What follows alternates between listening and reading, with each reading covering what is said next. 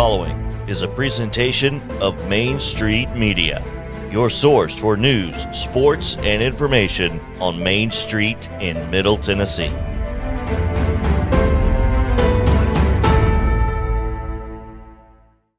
Sounds like 30 years of the best sports talk in Middle Tennessee, featuring Tennessee Radio Hall of Famer George Plaster, Tennessee Sports Hall of Fame coach Watson Brown, and Young Guns Billy Derrick and Michael Sindrick. And now, here's your host, George Plaster. Hello again, everybody. Welcome in. It is Friday. 2 words. Thank God. Whew. Long week. May not have been a long week for you. We're kind of transitioning here from a 30-year radio life to television. And I've got to tell you, I look better on radio. I really do. Sadly, I know it. Watson Brown, nowhere to be found today. Took the day off. He'll do that from time to time. He has certainly earned that right. And so as we call roll, it's basically a one-shot deal to my left. Father Ryan grad, Ave Maria University grad, Billy Derrick. Look at that. Look at that zoom, George. Oh, there we go. We're good. Was there a problem? Just a little bit there. We got it figured out, though. Really? Did we get a little too close? Yeah, a little too close for comfort. Okay, on just you or me? It was just me. Okay. We're so good. People may still watch. Yeah, they might still tune in. Okay. We have a good show today. Let me kind of tell people what we're up to. A good friend of mine, the new head football coach at FIU, Florida International, Mike Macintyre. He'll join us at 4:20. Man, has he taken a challenge. His team a year ago that he didn't coach was 1-11. So suffice it to say there is only one way to go, and that's up. And I have no doubt that Mike is going to do that. He's a very talented football coach, did a much better job at Colorado than he ever got credit for. Then we'll play a little snippet of what is going to be a terrific interview that we'll run on Monday when our coverage of SEC Media Days begins down at the College Football Hall of Fame in Atlanta. Brent Zwerneman from the Houston Chronicle. He broke the story a year ago that Texas and Oklahoma were coming to the SEC, and you'll hear a tad bit of how all that went down today around 4:40. Billy and I will talk about it as well. At 5 o'clock today, interesting interview with St. Louis Cardinals shortstop Paul DeJong, who right now is playing with the Memphis Redbirds. The deal is he got sent down about 6 weeks ago, and we've talked to him about what that is like, because that is not an easy transition at all. Bernard Pollard has sounded off again. Honk if you've heard that one before. This time he's going after Lamar Jackson. So we got a busy show today. Busy. A lot of headlines, but also a lot to talk about. So you ready to get into it, George? An update? Update. I'm not forgetting the live read today either. Live read. So that comes right now? Right now. Okay. And this as update. Opposed to when you've been doing it. Yeah, right before the end of the segment. But we got it today. Yeah. This update is brought to you by the Justin Tucker team with Platinum Realty Partners, proven to be trusted with your most personal asset. The Justin Tucker team. Call 615-906-8458. I give you an A on the reads. I think you've done really well in the first week. Thanks, George. Didn't seem you didn't feel like that was sincere? We'll check back next week, see how I do next week. Let me say this. It wasn't. George, let's get into it. Okay, what do you got? The British Open leaderboard rolls on, and Tiger Woods has missed the cut, unfortunately, for Tiger fans everywhere. Of course, not sure there was a whole lot of confidence from Tiger fans this weekend, but he did miss the cut. Plus 375 overall. The Open Championship was the third major of the year for Tiger, who skipped the U.S. Open back in June in order to prepare his body for this British Open. But he said after the round, the crowd on the 18th green got to him. Just kind of all the emotions started pouring in. And we were talking this morning, George, it feels close, very close to the end. It does. This is becoming a sadder story than I think most of us thought it would be, because when was it? Was it the Masters was the first time he played? I think you're right. Yep. And he didn't play half bad there. He played in a tournament before the Masters, a smaller tournament. But yeah, the Masters was the first big one. But this turned out to be a total bomb. I mean, he was not anywhere close in any of this. It's really sad because, I mean, at his best, he was as good as the game of golf ever had. And at one point, it looked like he was going to surpass Jack Nicklaus for the total number of victories in majors. Clearly, that is not going to happen. It's just, to me, it really feels like a sad ending for Tiger. Yeah. And I think he's hurting a lot more than he's letting on. Yeah, just kind of the emotions. I mean, seeing the crowd, it feels like a little bit of a retirement tour. Almost. Without him saying it. Yeah. So hopefully Tiger is able to somehow figure this out, but we'll see. But George, Cameron Smith still at the top of the lead here, minus 13. And Cameron Young. So 2 Camerons up at the top of the leaderboard. Let my Cameron go. Thank you. Rory McIlroy also. For those who don't know, watch Ferris Bueller. It's a great line in that movie. I don't even remember that line. Well, Cameron was the one who was always checking his diastolic. And nobody knew what the heck diastolic was. And I still don't know. Me neither. Okay. Victor Hovland and Rory McIlroy. You think that was a waste of time, don't you? You do this for 30 years, you'll waste some time. This is going to be fun. Yeah. Minus 9, Dustin Johnson. Minus 8, Scotty Scheffler. Tyrell Hatton down there as well. Taylor Gooch, Adam Scott, and Patrick Cantlay also. Apparently, obviously, I have not watched a lot of this, but apparently the LIV guys are getting heckled like all get out. Do we know how Mickelson did? Not exactly sure, George. We can try to look here. Looking for a needle in a haystack. Lee Westwood, who's in the Live Tour, he's minus 5, tied for 18th right now. Yeah. But Mickelson, not sure. He's nowhere near the top. So, yeah, he missed the cut as well. He was plus 5. 5 over. Maybe he and Tiger can fly back to the States together and discuss Tiger's comments. Brooks Koepka also missed the cut, George, at 4 Wow. over. So you got to think about the motivation for those Live guys playing in the PGA Tour now. That might start to change a lot, the way they're playing for PGA versus the Live. Yeah. That'll be interesting.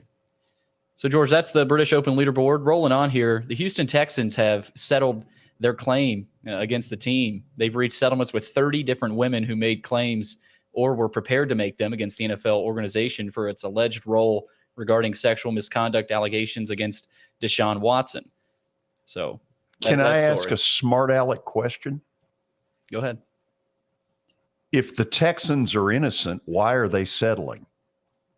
That is a really good question, George. Are they settling just because they're sick of it? I don't know. I mean, look, without being down there, it's hard to know exactly what the atmosphere is really like. I mean, this has been going on now a long time. Think about it. Deshaun Watson didn't play a year ago. The season before, with very little talent, he played and played extremely well. It now looks like he's not going to play at the beginning with the Cleveland Browns. Who knows how long that's going to go on. But wow, this has gone on a long time. And the Texans settling does beg the question, why are they settling if they're innocent? We'll see. And George, one of the 30 women already filed a civil suit against the Texans in June, accusing the Texans of enabling Watson's behavior. So, well, what they would be saying essentially is, look, unless you are clueless, you knew this stuff was going on. I'm not passing judgment here. I want to make that clear. I'm just saying that would be what they're using, is that, he's in the building all the time. People talk. Their claim would be you knew exactly what was going on. Do you think he plays this year? Yeah, but not in the first half of the season. Yeah, we'll see to what extent he actually is on the field this season. But that story may be wrapping up, but I'm sure there'll be more to come from that. George, other news, Jim Thorpe was reinstated as the winner of the 1912 Olympics pentathlon and decathlon gold medals. And for those that may remember, or were actually alive in 1912, not sure many of our listeners were, but but it would have given me the good excuse to say, Watson, you were there. What was it like? That's why we're missing Watson today. Absolutely. Among other things. Yeah. Thorpe was stripped of the medals for having played professional baseball before the 1912 Olympic Games, making him no longer an amateur athlete. So that's something I think a lot of people probably forgot about, but maybe some people celebrating that he is reinstated as the winner there. Was that considered an NIL deal? 1912 NIL deal. God, it's crazy. Keep going. Georgia, in the NFL, the Bengals' Jesse Bates has no intention of reporting to training camp or playing on the franchise tag. And, George, we remember him last year, especially in that Titans game. And all season for the Bengals. A big-time player on that defense. The Bengals have until 4 o'clock today to reach a long-term deal with its star safety. So it's past 4. We'll check back with that. So here's a thought I've got about the franchise tag. I get where the NFL went in putting it together. But doesn't it cause more trouble at times than it's worth? The players clearly don't like being franchised, even though they're getting really good money when they are. But you wonder sometimes, is it worth all the hassle to even have a franchise tag? It feels that way, George. If he were to sign the tag, he would be paid a fully guaranteed $12.9 million in 2022. So not chump change. Not too bad. So we'll see. We'll check back probably later in the show. We'll get an update on that. But that's the deal with Jesse Bates there. More NFL news, George, and this was right before we went on the show. Jason McCourty has announced his retirement from the NFL after a 13-year NFL career. Okay, you want a thought or two? I think I know where this is going. Jason McCourty is one of the all-time good human beings to ever play pro football. I ended up getting a chance to do a TV show with him for a couple of years. Jason McCourty is one solid citizen. I have not met his brother, who, of course, played for the Patriots. But Jason McCourty, good guy, good career. Happy for you. Look forward to getting him on the show sometime in the next few weeks.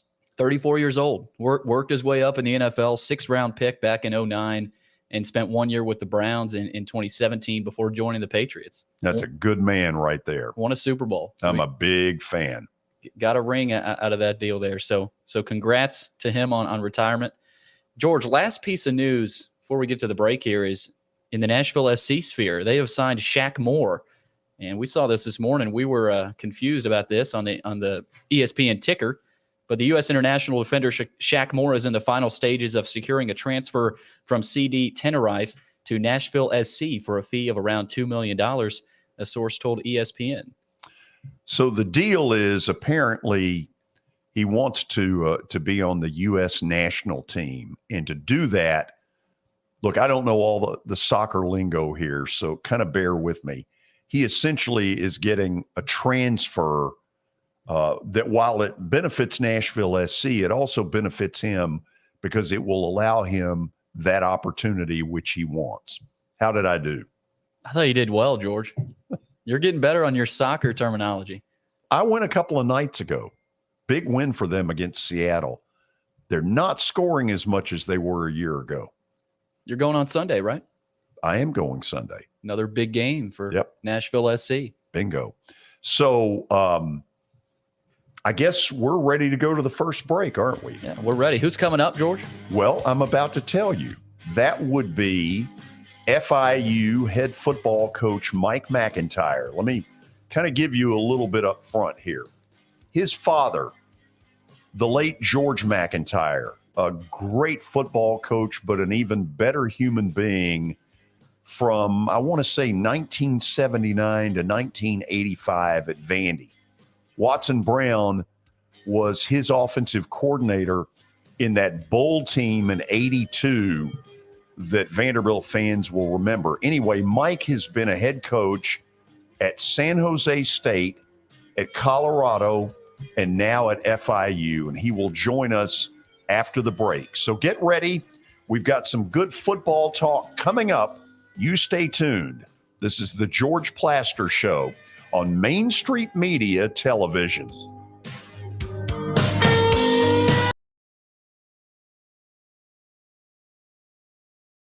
Buying or selling a home can be a very personal experience. Why not go with the team that receives nearly all of their business from referrals? Clearly a trusted name in real estate. The Justin Tucker team with Platinum Realty Partners has sold more than 500 homes in the last 7 years. Voted best in Sumner County multiple times. Proven to be trusted with your most personal assets. Call the Justin Tucker team with Platinum Realty Partners at 615-906-8458. The Justin Tucker team with Platinum Realty Partners, Middle Tennessee's most trusted team in realty.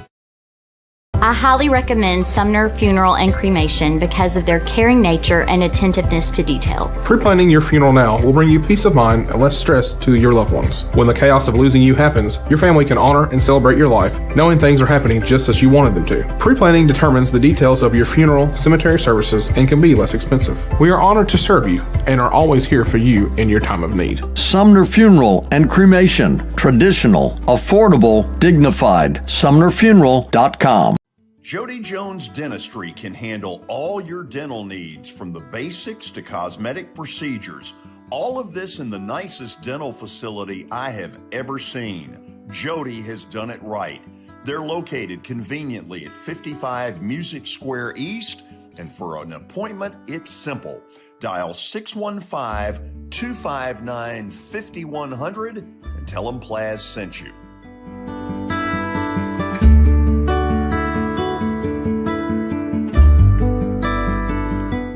When you're thinking about golf, consider Riverside Golf Links. Under new ownership, the course has improved dramatically. It's now 27 holes, complemented by a 9-hole executive course. Book a tee time now at 615-847-5074 and get ready to enjoy the beauty of golf in the Old Hickory area at Riverside Golf Links.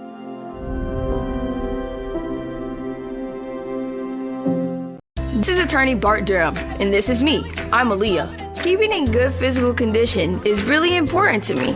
But when I had a wreck with a tractor-trailer truck that hurt my legs so bad I couldn't work for almost a year, I knew I needed a lawyer that understood tractor-trailer cases. So I called Bart. Bart gets millions of dollars for his clients every year. At Bart Durham Injury Law, we've handled hundreds of tractor-trailer cases. My dad and I want to help. Give us a call at 615-242-9000. I've done sports, I've been a photographer, I've been an editor, I've been a producer, I've been a reporter, I've been an anchor. I mean, I've done every job you could possibly imagine this. And so sports was a way to have fun and be different. But then I realized community is where it's at, and community and local and doing places and going, seeing people. And, sports, you go to a stadium, everybody celebrates and they go their different ways. But community-wise, there's so much going on.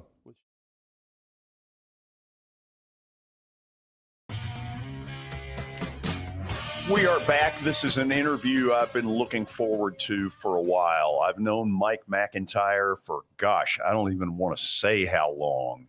He is the newly named head football coach at FIU. And while I don't know the first thing about FIU going in, I have become an FIU fan and make no bones about it. Mike, how are you? I'm doing great. How are you doing? Doing good. I want you to see something that I think is going to put a smile on your face. Can we go ahead and roll that photo? Yeah. Look at that. That photo. Yeah. That's Whit Taylor, Alama Matthews, and Mike's father, the late George Macintyre, who was one of the, not only a very good football coach, but a way better human being, one of the all-time good people that God ever put on this earth. Mike, what do you think? What couple of qualities as a coach do you think you sort of took from him? Well, I think the thing that was so real about Dad is he treated everybody special. You know, anybody he ran into, he made them feel like they're the best people in the world, and I hope I try to do that. Also, he was real on the field, off the field. You always got the real George Macintyre that cared about people, and he cared about his players more than just players, and they knew that. You can ask any of those guys to this day. He made a big difference in a lot of people's lives. I tell this story from time to time about George Macintyre. In the, I guess it was in the spring and the summer of 1985, I went after the Georgia Tech play-by-play job, and it was at that moment the job of my life. And it was ridiculous to think at 25 that I was going to get it, but I got interviewed for it. They ended up rehiring Al Seraldo, who had been a legendary play-by-play voice at Georgia Tech. Anyway, the next season, I didn't have the best attitude in the world. I was Vanderbilt's sideline announcer. And Mike, about 30 minutes before the first game, you all are out there, doing what goes on in pregame. And he sort of motions me to come over, and he goes, "I know you're not real happy, but hang tough. Your day is coming." And I was like, how many Division I coaches would do that 30 minutes before their game? Well, he was just an extremely humble man, and he thought of others first before he did himself. And not many people do that ever, and he's one of those people that did that. By the way, before we get into the football and the coaching, this guy delivered as good a eulogy at his father's funeral service as I have ever heard. Man, there was not a dry eye in the house by the time that was over. How hard was that for you? Well, the words to say about that were not hard. You know, my brother Matt did a phenomenal job also. And, we lived it every day. And so when you see someone truly live a life Christ-centered, truly other people-centered, humble, it's easy to talk about them for sure. Now, let's talk about this new phase in your football life. As a head coach, it started at San Jose, where you had some breakthrough things go on to help that program. Then on to Colorado, where I think you did an underrated, really good job. I may be biased, but I think you did a lot better than you were given credit for. And now it's FIU. Talk about why you wanted this job and what the challenge is, because it's huge. Yes, I'm really excited about FIU. And, it's kind of gone full circle a little bit here, George. Dad played at the University of Miami and then started coaching there. And I was born there. I was born in Miami, lived there the first 5 years of my life. Then we moved up to Tampa, and then we kind of made our way on up to Nashville. And so going back to FIU and to that area is really exciting. And as you well know, the thing that excites me so much is there's so many good football players there. I mean, Dade, Broward alone, and then we recruit that as in-state. We treat out-of-state as Orlando and Tampa and Jacksonville. I mean, there are so many good football players. And that's what we're going to do. We're going to get them. We're going to help develop them, and we're going to be successful. They've had some success at FIU, and we'll have it again. Mike, talk a little bit more about that recruiting base, because we sit up here and we hear about Florida and how loaded it is, but take that a little bit further, because to me, that's the exciting part of what you've walked into. Right. Well, there's so many high schools and football's in their DNA. I've told this story a few times, so I'll tell it again. The first night I was able to get out recruiting in January after I got the job, it was a Tuesday night. I was going to watch a kid play basketball, and I got to the school, and I got turned around, so I had to turn around in the parking lot of the football stadium, and the lights are on. Tuesday night, 7:30.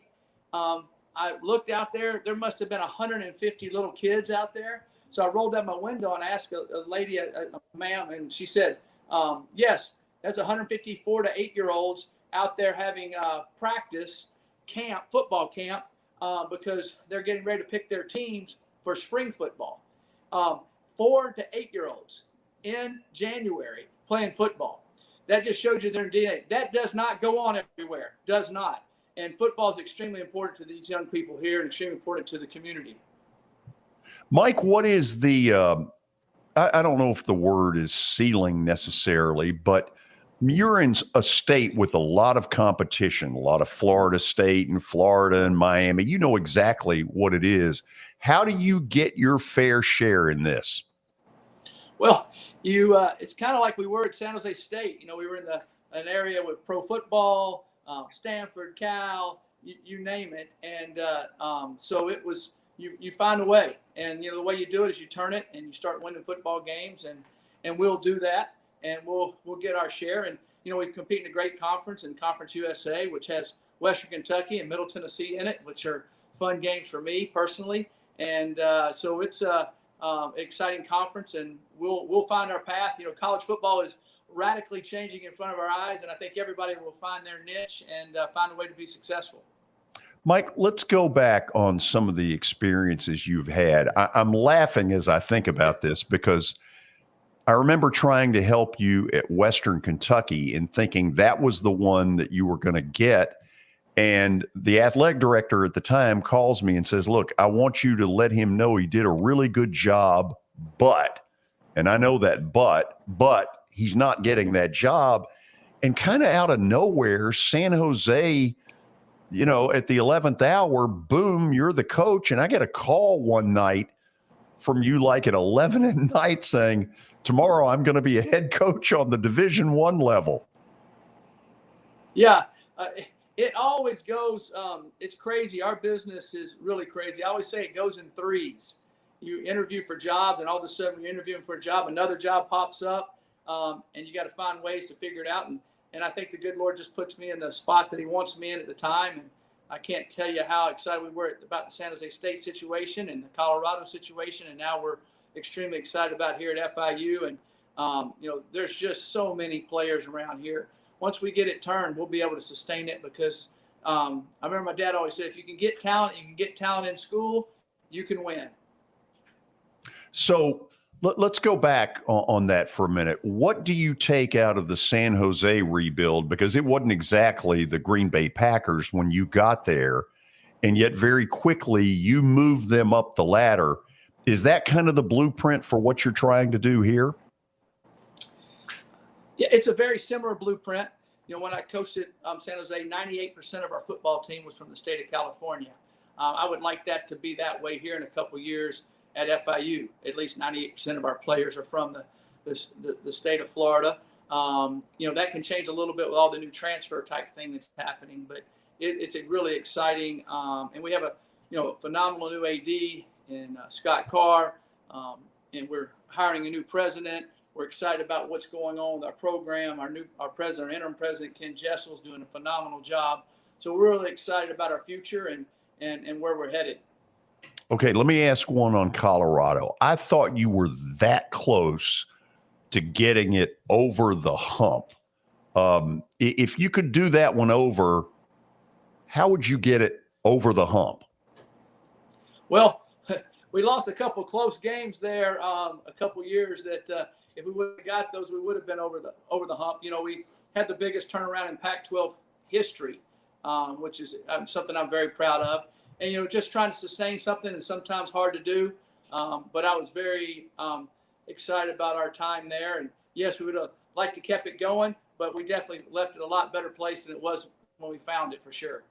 Now, here's something a lot of people don't know. Among the coaches this guy has worked with or for, Bill Parcells, David Cutcliffe, not to mention his own father. Take me through a little bit of what you've learned from all of those guys. And in particular, I want to really zero in on Parcells because I think we're all fascinated by him. Well, you know, first of all, with my father, I just it got to be in my DNA. That's what I was, I think, born to be, was a football coach, and seeing how he treated people and worked with them and the success he had at UT Martin and how he turned around Vanderbilt. I mean, you know, they basically rebuilt Vanderbilt after he got there. So it was enjoyable. And then David Cutcliffe, phenomenal coach, phenomenal man, gave me opportunity of a lifetime, and really helped propel my career. I cannot thank David Cutcliffe enough. I would not have reached any of the dreams I've been able to reach if I wouldn't have worked for David Cutcliffe 2 different times. And he's a great mentor of mine. I just think the world of him. And what he did at Duke was amazing. It will not be repeated. And what he did there is absolutely phenomenal. And then, with Bill Parcells, it was another great opportunity. That was a crazy story. I just get a phone call out of the blue that he wants to interview me, and went down there and interviewed and got the job. It was like getting my PhD in coaching, because in the pro football, you don't worry about school, you don't worry about recruiting. It's just football, football, football. And I learned so much from him. Mike Zimmer was there. Sean Payton was there. There was all kind of guys on our staff. It was amazing the amount of how those guys ended up being head coaches different places. And but Coach Parcells meant a great deal to me. Taught me a lot about management of a roster, and that's really been a big help this year with all this transfer stuff, managing a roster. And so that's really been big. And then he also taught me a lot about practice schedules and how to develop a quarterback. And that was really good. I got that from Coach Parcells and from David Cutcliffe. I think how to develop quarterback, because every school we've been at, our quarterbacks have broken tons of records and played really well. What a resume. We're talking with the new head football coach at FIU, Mike Macintyre. Billy, what do you got for him? Mike, thank you so much for coming on. I want to talk about the transfer portal, and you talked about with FIU, where you are in that state. There's so much talent in that area. What is your pitch to the local high school football player who may have high aspirations, but he may need to start at a program like FIU in the Conference USA, and in your journey to build? What's your message to those players? Well, number one, stay at home and play. When I first got this job, it was amazing how many kids were in the portal that were from the state of Florida, who were playing at the schools they were at, that are calling me wanting to come back to play in the state of Florida, especially in the Miami-Dade area, in Broward area. So that's one of the things that intrigued me about the job, because all of that hit, and I knew how that worked. That there'd be young men that we would recruit at FIU and might go somewhere else and want to bounce back in a couple of years because of the new rule. There'll also be a lot of young men that see kids leave to come back and say, "Hey, I'm not leaving here. I'm staying." So our goal is to keep all the ones that we can right here. Of course, there are going to be guys that leave, but there's going to be a lot of guys that stay, and there's going to be guys that want to come back and be part of it. So managing our roster and understanding that will be able to help us be really successful and be able to load up our roster each year.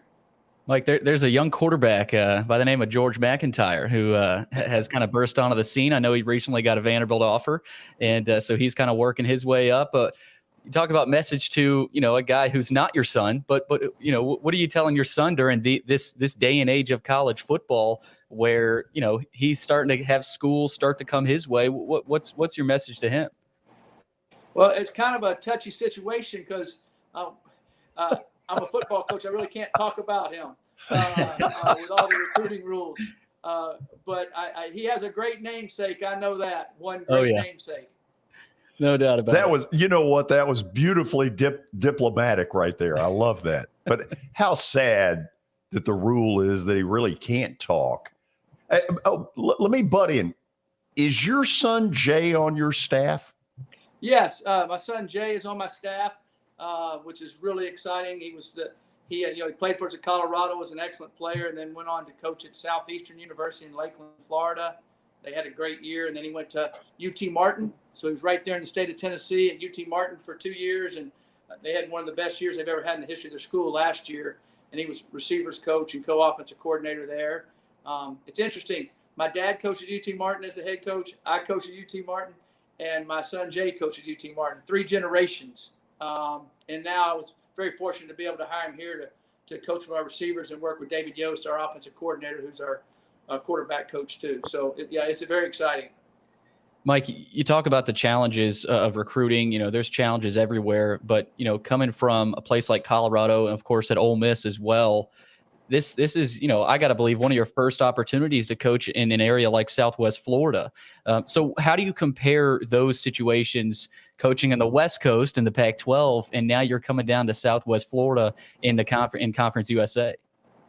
Yeah, down here in South Florida, there are so many players and there's so many coaches that want their high school kids to be great.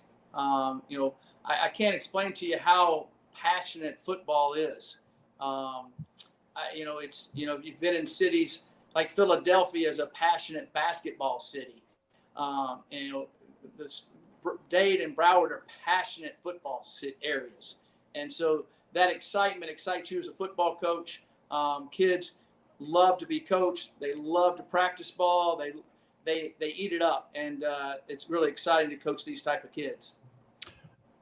Mike, first of all, before we end this, I've got some messages to pass along. Watson sends his best wishes to you and your family. He's not on today. I don't think he blew you off. I think he blew me off. But he says hello. Secondly, I need you to pass on hello to Matt. I hope he's doing well. I don't ever see him anymore.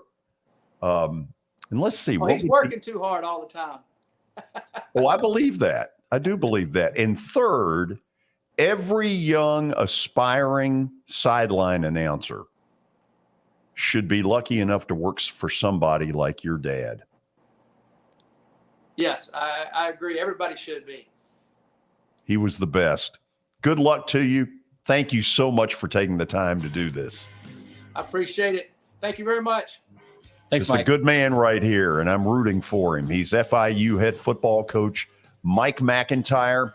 When we come back, a little bit of a preview of what's going to go on starting Monday with SEC Media Days in Atlanta.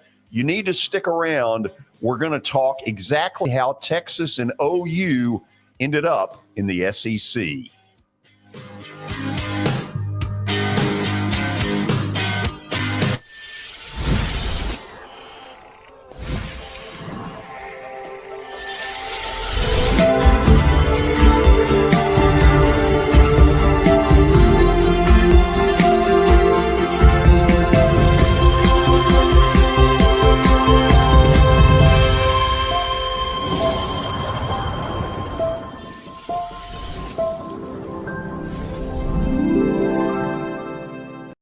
At WellSkin Dermatology and Aesthetics, we pride ourselves in providing access, innovation, and a patient experience second to none. Access to care and treatment when you need it. Innovation with medical-led cosmetics and various on-site technologies for full-service treatments with a customer experience that is calming, casual, and effective. Independently owned, providing medical, surgical, pediatric, and cosmetic dermatology and more. Visit WellSkinMD.com to schedule your appointment today. WellSkin Dermatology and Aesthetics. Access to healthier skin. Hey everyone, I'm John English. This is Keith Wallace, and we would like to welcome you to John English Antique Sports and Cards in Shelbyville, Tennessee. We specialize in graded and ungraded sports and non-sports cards, vintage wax boxes, and unopened cases. We have a large selection of PSA graded cards. We also specialize in old sports collectibles, baseball, football, basketball, golf, and tennis. You can find it all at John English Antique Sports and Cards. We are happy to be associated with Nashville's greatest sports antique, George Plaster. Have you heard about the high levels of radon in Middle Tennessee? Radon gas is the second leading cause of lung cancer, second only to smoking, and has no color, no taste, and no smell. The only way to know if you have radon is to test for it. Duret Radon Mitigation offers testing for small and large-scale residential and commercial properties, plus mitigation services. Visit DuretRadonMitigation.com to request testing or get a free estimate for mitigation. That's DuretRadonMitigation.com.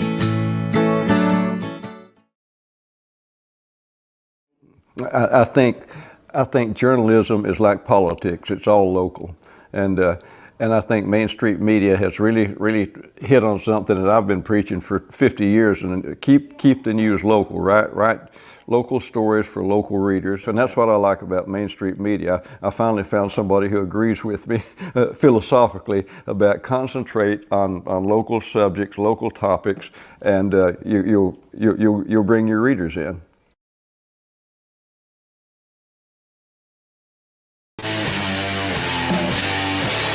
Next week, our show will originate from the College Football Hall of Fame down in Atlanta, Georgia, SEC Media Days. Think back a year ago. For all of the football talk, SEC Media Days were absolutely rocked by the story that Texas and Oklahoma were leaving the Big 12 to join the SEC. The guy that actually broke the story is Brent Zwerneman with the Houston Chronicle. And I've gotten to know Brent over the last year. He's come on my show 2 or 3 times. Fascinating stuff. I want you to hear a little bit, maybe a little snippet of the beginning of the interview. We'll run it in its entirety on Monday, but listen closely. Brent, I want to go back a year ago to your breaking the story that Texas and Oklahoma were joining the SEC. And I think you told me this on the air that when you approached Greg Sankey, that he looked like he'd swallowed a hand grenade. He did. I caught it. It was one of those things, George, where if I had heard this news while I was sitting in the Bryan College Station Bureau of the Houston Chronicle, which is actually a converted garage in Bryan, Texas, where I'm old school. I'm one of the last bureaus left, but based in College Station. Had I gotten that news there, I would have been calling the SEC offices. I'd have been trying to reach Greg Sankey any way possible.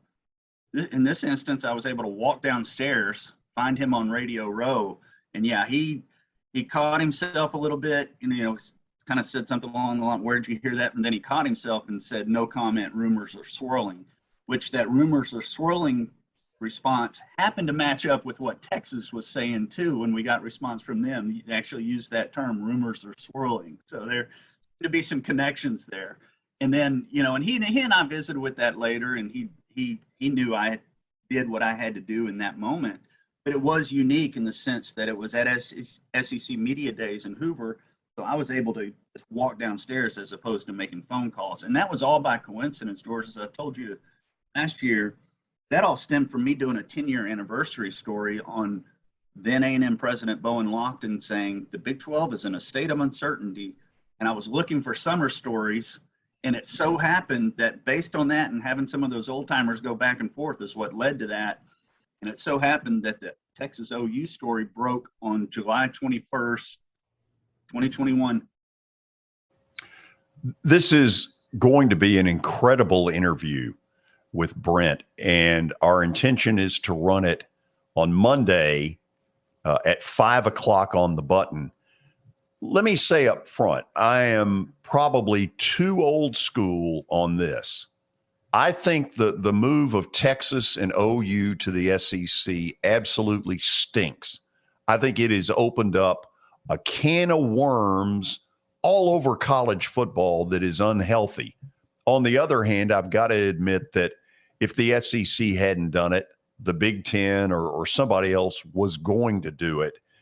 I just think there is a level of greed going on right now amongst the big schools, and I really worry about schools like MTSU, University of Memphis, and where they're all headed. So, up front, I'm not a big fan of this. Billy? Yep. Are you? George, I'm really not. At first, Texas, Oklahoma, hearing that news, I thought it was cool. I got excited, but it feels like that was the beginning of what we're going to see in college football down the road. I mean, this is the new era of college football, and Zwerneman talked about it. Another little sneak peek. He talked about we may see the AFC and the NFC coming up here. That's exactly what it's headed toward. Which I don't like. I was fine with the move of just Texas and Oklahoma, but then I slowly started to realize it's not stopping there. College football, they see that. And then you've got the Big Ten up there who's saying, hey, what's going on here? We've got to get ahead of the game here and make sure we don't lose pace with the SEC. So man, it's going to look a lot different 3-4 years down the road. Not many people are going to agree with this opinion. What really concerns me is I don't see anybody that says, whoa, hold on a second. Let's step back. And for the good of the game, for the good of college football, or for the good of college athletics, what is it we need to be doing? I'll admit, I think Sankey should have said to Texas and Oklahoma, thanks, but no thanks. Yes, it would make our conference incredibly strong, but it is going to cause total chaos around the landscape. I asked Brent in the interview if he thought that Sankey had ever had that thought, and he said no. Yeah, and Brent was on top of all this. I mean, the fact that he caught Greg Sankey basically red-handed the way he did was pretty funny, the way he talked about it. Yeah. But that's what happened. I mean, Sankey probably knew heading into the SEC Media Days last year that somebody was going to mention this, and it just so happened to be Brent Zwerneman. And so a lot of people are going to be interested to hear what he talked about with you earlier today, and we'll show the whole interview. But Zwerneman's a hell of a reporter. He is a cat daddy. Yeah. With the Houston Chronicle. I think what I would really have loved would have been to know and say, okay, let me take a camera and follow you while you go say this to Sankey. Yeah. Because Sankey had no idea what was coming at that point, that somebody had figured it out. The amazing thing is that with those two schools, and certainly the presidents of both schools, and certainly other people, that it never leaked. Yeah, I mean, the process of that getting out was really interesting too, to hear about Zwerneman and kind of how that all worked out. There were a lot of surprise people, and Sankey was the most important one.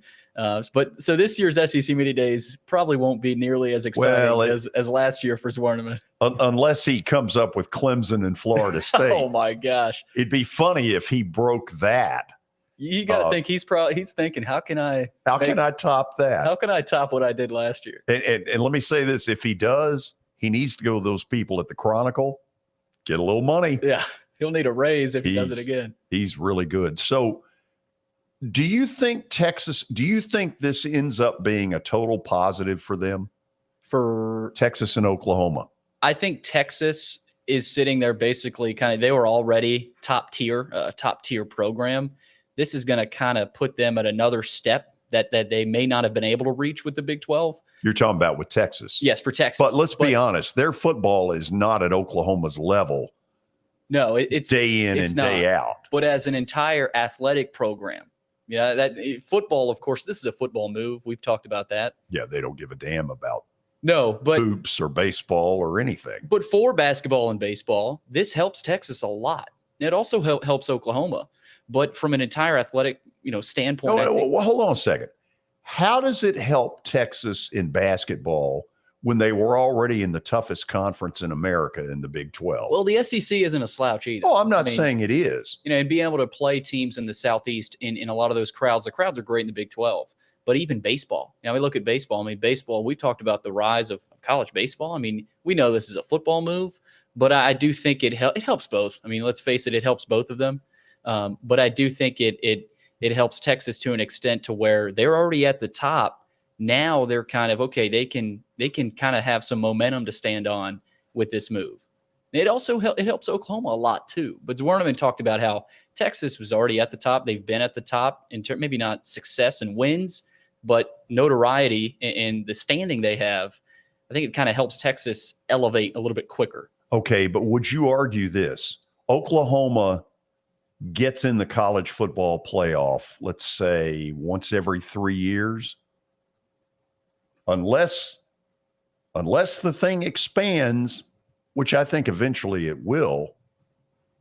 If you're at 4, Oklahoma's chances of getting in as a member of the Southeastern Conference have reduced dramatically. Yeah, we talk about the excitement level for both of these teams. I don't know that Oklahoma is very excited about moving to the SEC. Now, they like it because, yes, it's more competition. No, it's more money. More money, of course, too. This is what I've been doing this a lot today. This is what this is all about. This whole week is all we've been talking about is money. Well, welcome to Sports Talk Radio. I'm new to this. By the way, advertising also is money. You won't hear us say anything there, will you? No, sir. Okay, so I don't think it's totally the slam dunk that it's being made out to be. Number one, Texas has always had a very arrogant attitude. They've got a bunch of J.R. Ewing wannabe boosters who want to puff out their chest, and all of a sudden they're going into a league where they're not king you-know-what. They're maybe in a league with Alabama and Auburn and Georgia, but they are not head and shoulders above like they were in the Big 12. No, as much as this probably excites Texas and Oklahoma, their fans and their players and their coaches, this probably excites the SEC players and coaches and fans as well, because they want to show them this is the SEC. I mean, welcome to the big boys club. You're gonna find out real quick what this league is about, and Texas found it out in their loss to Arkansas last year. That was a little bit of a taste. One thing we learned from Brent is that Texas A&M in football is a game that better happen again. Yep. That's going to be one of those when the SEC finally gets down to saying, okay, here's what we're doing. Here the permanent matchups. Here are the ones that rotate. Permanent will be Texas A&M. George, that was one of those old Southwest Conference rivalries, wasn't it? Oh, they hate each other. Yeah. And Texas was really pretty snotty about it. Didn't want to play him anymore. And Brent also talked about how A&M, not to reveal everything, but how A&M is not too happy about it. They want to be the only school in the Lone Star State in the SEC. They wanted it to stay that way. Now, they probably knew deep down it wasn't going to stay that way, but A&M fans are probably a little nervous right now, maybe. So if you liked the snippet, where are you going to get to see the whole thing after we release it Monday? So when we release it Monday, of course, our viewers can watch it live on our social channels, and hopefully the app is out too. They'll be able to watch it there. But you can also go back. We'll post the whole thing up on YouTube, Spotify, Apple Podcasts, wherever you listen to the George Plaster Show. So make sure you tune in on Monday. Not sure the exact time we'll get this, but we'll definitely be showing this Monday live on the show. Beautiful. Okay, we'll go to the break. And then it's stat of the day. And let me just say up front, I have got to improve. We've had 4 of these so far, and I basically have gotten 1/2 of one correct. So today, I'm stuck. Watson's not here. I don't have anybody to talk to and talk through. My guess is Billy has cheated, and he's already looked at the answer. So am I in the competition? I mean, I know the answer, so I guess not. Well, no, you're not. You're on an island today, George. That's called cheating. You know very well. I intend to hit this question. Stick around. We've got more coming. This is the George Plaster Show on Main Street Media Television.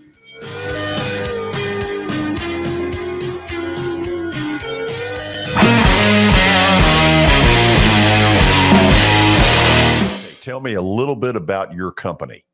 So One Stop Realty has been around since 1974. We are your hometown brokerage. It is family owned by me.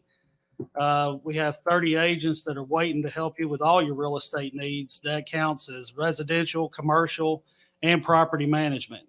We also will be getting into the auction business at the end of this month as well. We have listings that range from every price range that you can think of on the real estate market. I know Shelly Tucker has a new listing coming up in Gallatin. Heather Patton has one in Madison right around the corner here. I have one coming up myself. We have everything you need as far as real estate, and we have the expertise to help you out. Beautiful. Give them a phone number. Phone numbers for the office is 615-822-0750. You can find us on the web at www.onestoprealty.tn.com. Thanks for getting involved with us. George, really thank you for appreciate having this. Yeah, it's going to be fun. I think so.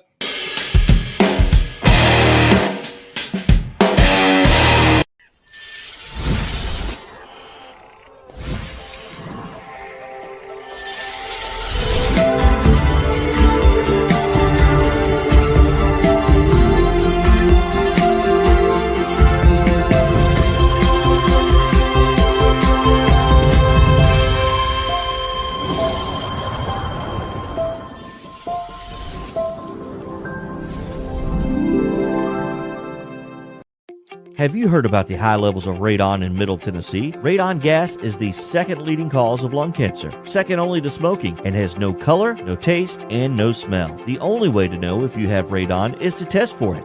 Duret Radon Mitigation offers testing for small and large-scale residential and commercial properties plus mitigation services. Visit DuretRadonMitigation.com to request testing or get a free estimate for mitigation. That's DuretRadonMitigation.com. This is attorney Bart Durham, and this is me. I'm Aaliyah. Keeping in good physical condition is really important to me. But when I had a wreck with the tractor trailer truck that hurt my legs so bad I couldn't work for almost a year, I knew I needed a lawyer that understood tractor trailer cases. So I called Bart. Bart gets millions of dollars for his clients every year. At Bart Durham Injury Law, we've handled hundreds of tractor trailer cases. My dad and I want to help. Give us a call at 615-242-9000. Hey everyone, I'm John English. This is Keith Wallace, and we would like to welcome you to John English Antique Sports and Cards in Shelbyville, Tennessee. We specialize in graded and ungraded sports and non-sports cards, vintage wax boxes, and unopened cases. We have a large selection of PSA graded cards. We also specialize in old sports collectibles, baseball, football, basketball, golf, and tennis. You can find it all at John English Antique Sports and Cards. We are happy to be associated with Nashville's greatest sports antique, George Plaster.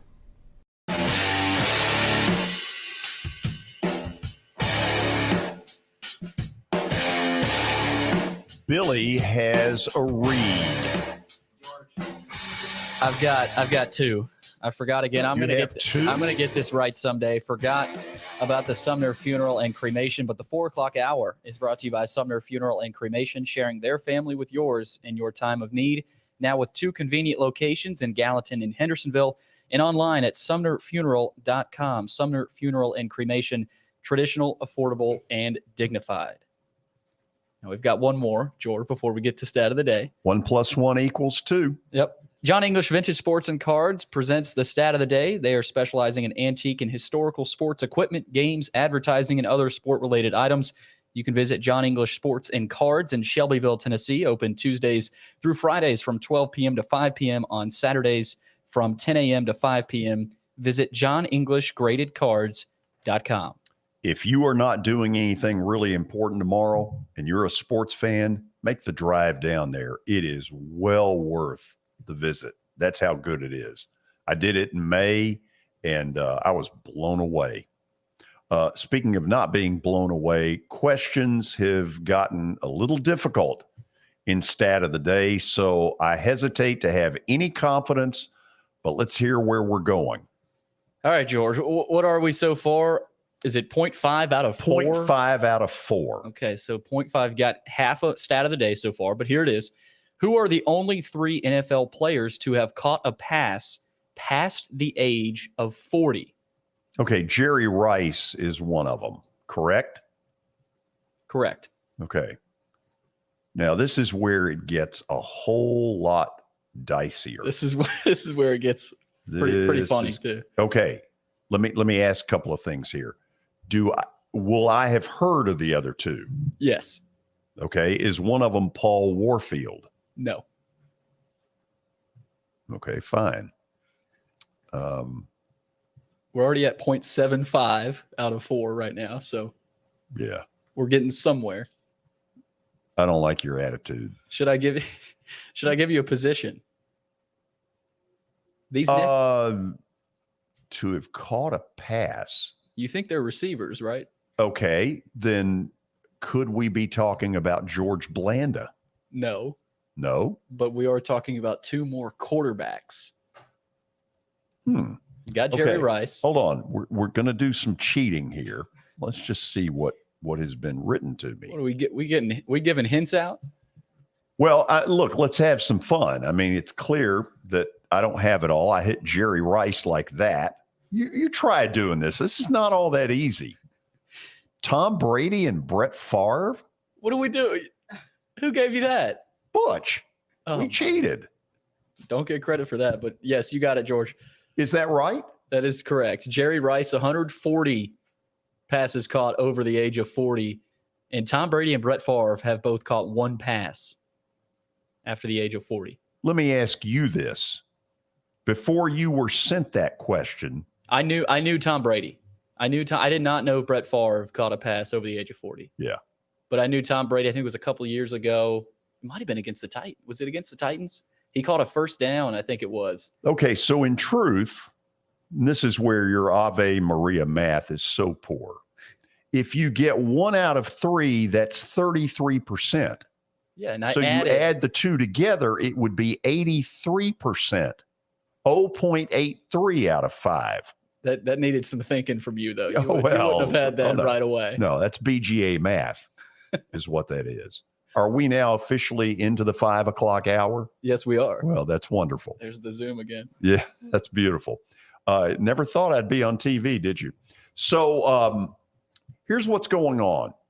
The Sounds are in the middle of a 6-game homestand right now with the Memphis Redbirds. And one of the players on Memphis's roster is a former St. Louis Cardinals shortstop, Paul DeJong, who, for what it's worth, has killed the Braves in the past, and in particular in that 2019 National League Divisional Series playoff. Anyway, he got sent down, had a tough struggle to start the year, and now is back in AAA, and we talked to him about that earlier today. Paul, I learned when I was a AAA minor league baseball announcer that one of the toughest situations is when a veteran who has had success on the major league level ends up having to come down. And so I feel like I know a little bit about this kind of thing. How hard has this been for you? Yeah, it's been a shock for me, but it's not something I want to keep reveling in or, keep putting myself in this struggle type situation. It's baseball, and I know a lot of things can go right and a lot of things can go wrong. So at this point, I'm just trying to take things day by day. I'm enjoying this team. I'm enjoying competing. Thankful I'm back out on the field after missing 10 days or so with a kind of a sprained wrist after I got hit by a pitch. So, it's just one of those things where I'd like to be in the big leagues, and I've had, plenty of time there, and that's where I think I belong, but that's not where I'm at right now. So I got to be where I'm at and try to be the best, me I can be today here in Nashville. I don't want to put words in your mouth, but is there this tendency at the beginning of this process to just start wheeling through your mind, what am I doing wrong? What's happened that used to not happen? Blah, blah, blah. Is that part of the whole process? Yeah, definitely. When I first got to Memphis in May, I was like, well, what am I doing wrong? What's going on? What do I have to do? A lot of that analysis kind of happened. And then, from there, I started to, kind of build on my confidence and started to figure out a few things that I may have been doing wrong. And ever since then, it's just been playing baseball every day. It's just like the daily, okay, I got to compete today. I got to get my body ready. A lot of the things are really similar to the big leagues as far as kind of like your process of the day to day. So, it's been a learning process. I've had some ups and downs while I've been here. And so I'm trying to just trend at the right time when the big league team needs me back. And, I just want to go back up there and help our big league team win. Have you sought others who maybe have had this kind of experience to, try to figure out, okay, how did they get past this? Because you're certainly not the first one that's ever dealt with this. Yeah. There's a player that played for our organization. He now works in our kind of player development side. Ryan Ludwig played a long time in the big leagues. And he told me about when he got sent down and spent a whole year in AAA, and then, had some really good seasons after all that. And so he's just trying to stay on me, like, keep going, stay hungry, like a lot of like the motivation stuff that you can sometimes lose sight of. And that when somebody reminds you of it, it really clicks in your mind. But I also, it's nice to have somebody like that reach out and talk to you about things. But then it's also nice to know for myself what it is that I'm doing and what it is that makes me good, and then kind of building on that every single day. And so it's like I'm pulling myself out of this hole in order to have sustained success as I move forward. As you use the term pull out of this hole, how much is just simple love of the game eventually taking over, whether it's here or Busch Stadium or whatever?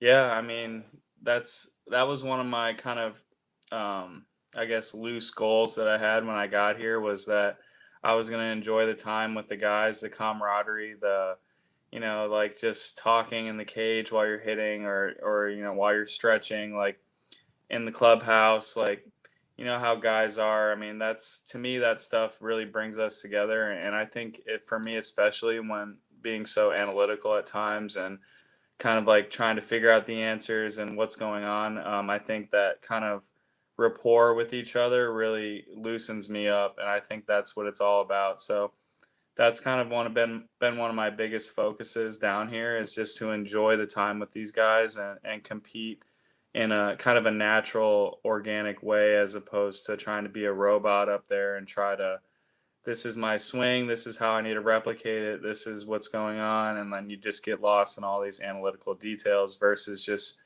being present and having that kind of open state of mind, that flow state, is really what I'm going for. Paul, on the big league level, you have played with three guys that I think are going to end up in Cooperstown. There's no doubt in my mind Albert Pujols and Yadier Molina are first ballot. I'm starting to think, as Adam Wainwright finds this second whatever that he has found, that he's going to end up in Cooperstown. So I'm going to ask you about each one of them. Talk to me about Albert and the opening day reception he got at Busch Stadium. Yeah, I remember when he came to St. Louis in 2019 with the Angels, and he hit a home run against us, and I never heard such a loud applause after he hit that ball.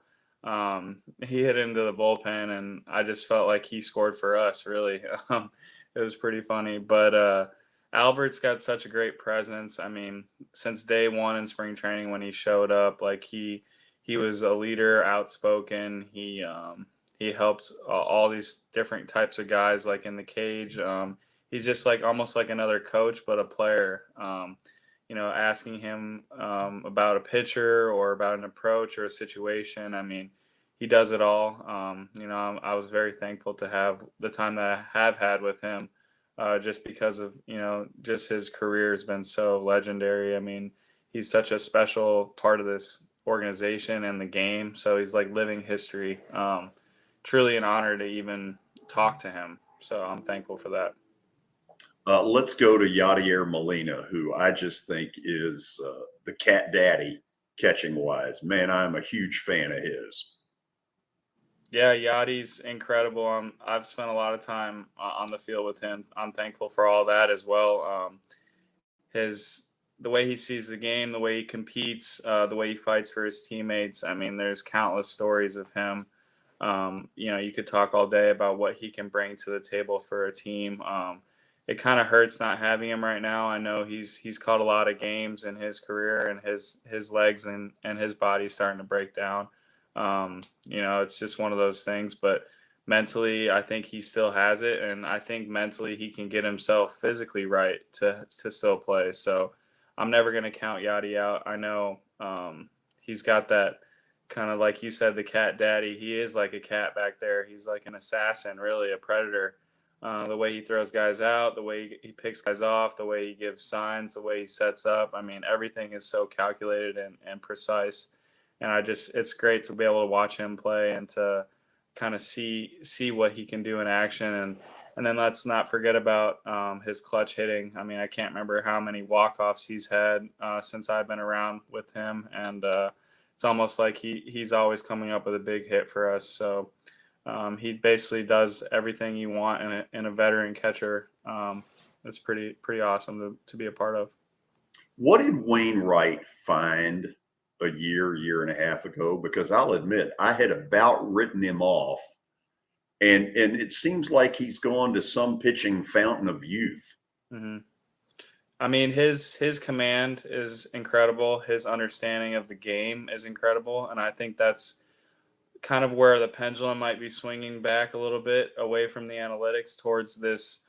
Okay, this guy can really pitch. He knows what he's doing out there. And that's how he can throw a 90-mile-an-hour two-seam that looks like 100. You know, I've faced Wainwright in lives, and you know, you think about the curveball, you think about the cutter slider thing he's got, and then you miss the fastball, or he'll throw right down the middle, and he's got 6'7" frame coming at you. You don't even see it, and he's slinging it. And so really, I think he just uses his stuff so effectively, and I think his precision and the way he can locate pitches, I mean, that's why he's still good. He also has just that understanding, and he's a competitor. You can watch him out there. He's intense. Like, Wainwright's a pretty easygoing, kind of funny guy. Likes to watch, you know, TV and Netflix on his iPad, and you know, like he just seems like a kid at times. But then when you see him on the field, he's like an animal. He's a go-getter. He's a predator. I mean, it's pretty awesome to see that switch being flipped. Yeah. I want your opinion on this because it's going to come up a bunch over the next year. You've played baseball this year without a pitch clock, and now you're playing with a pitch clock. Mm-hmm. Give me some thoughts, and has your opinion of it changed because of dealing with it? Yeah, that's a great question. I've been victim a couple times to the pitch clock, and I've also gained from it once. So I guess I'm down one overall. Although one of them I didn't realize the rule. It was my first series with the pitch clock, and I didn't step out and walk around. I just kind of stepped out and was just taking too much time to step back in and got called out. And then another time I yelled time and he didn't hear me, and he called me out. I was frustrated. I swung at a 0-1 slider in the dirt, so it was now 0-2. After I swung, I kind of was facing away from the umpire and yelled time. I guess he didn't hear me. He called me out. And then another time I got a walk off a guy who didn't pitch the ball quick enough. So I think with nobody on, the clock is a little quick. 5 seconds, I think I find myself a little rushed, and I find the pitcher is rushed too. But with guys on, it's kind of more of in a sweet spot with that 10 seconds, I think is a lot more time. So I'd like to see for every pitch, maybe that 10-second. I think that would be a comfortable range for the big leagues. But really, I'm more interested in that automatic strike zone. I think we had one experience with it in Charlotte, and we put up a ton of runs. I don't know if it was because of their pitching staff or because of the zone or both, but I really enjoyed hitting with that zone because a ball was a ball and a strike was a strike. And you know, taking it out of the umpire's hands, you know, I know umpires have been a part of this game, calling balls and strikes since, you know, the 1800s. But with this modern age and with how good pitching is stuff-wise, I think that with that precision would really help out hitters. And if that's where the game wants to go with more offense, I'm not saying it has to be, but it would definitely help to have that zone to help our offense.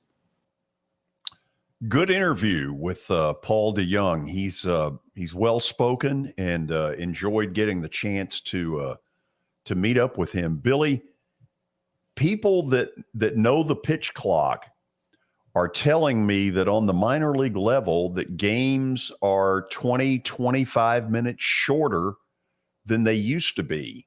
And I believe whether the Players Association wants it or not, a year from now, it's going to happen. You heard it there from Paul. He talked about some of the challenges that he's faced with the pitch clock. You know, he's not saying he's totally against it, but it will take a little bit of adjusting for all these players. And I think Major League Baseball has done a pretty solid job of sort of slowly, you know, introducing this to the players. I think they started at the minor league level. Am I correct, George, with that? And brought it back into Major League Baseball. So, you know, to an extent, I'm sure there's a lot of players that aren't a fan of it, but for the fans, this is a plus. I mean, you start to speed up some of these games, that'll make a difference. You talked about the Yankees Red Sox marathon. What was that? Four and a half? Well, they 5? all are. Anytime the Yankees and the Red Sox, and by the way, they play tonight, and it's not my bet of the night. Oh, little reveal there. Yeah, it's not that. No Yankees tonight. No, the Yankees can stuff it after last night. Very disappointed on that. Can't believe it. I do think there is going to be a pitch clock in Major League Baseball as soon as next year. He brought up something that I had not thought about at the start of the interview, which is sort of the electronic strike zone. In my lifetime, I don't believe that's going to happen. No, I mean, that's been kind of a joke, I think, talked about, but there have been people within Major League Baseball that have brought that up. But I cannot see a situation where the players get in favor of that. I mean, I can't. I'll also tell you this. I think whether it's earlier than the September call-up or not, Paul DeJong will be back with the Cardinals. He is too good a player.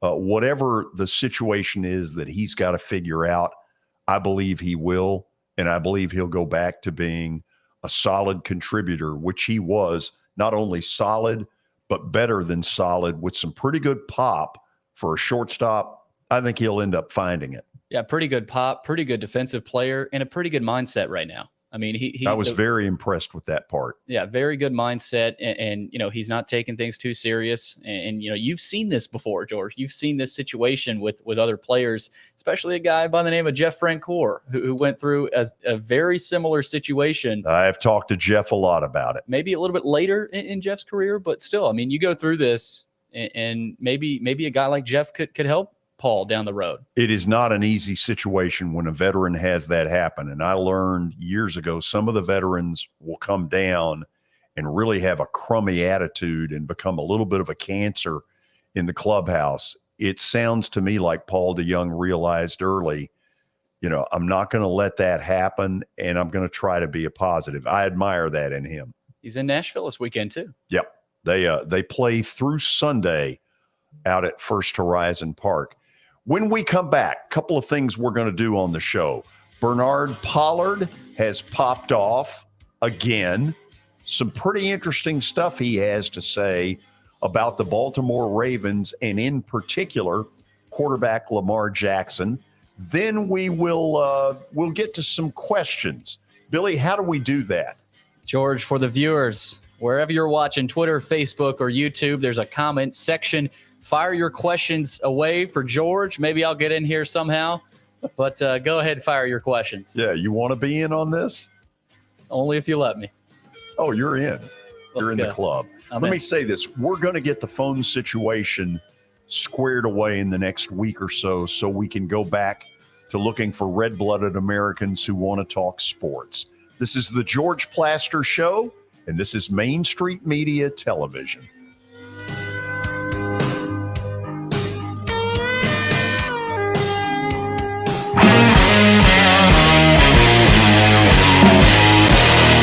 Tell me a little bit about your company.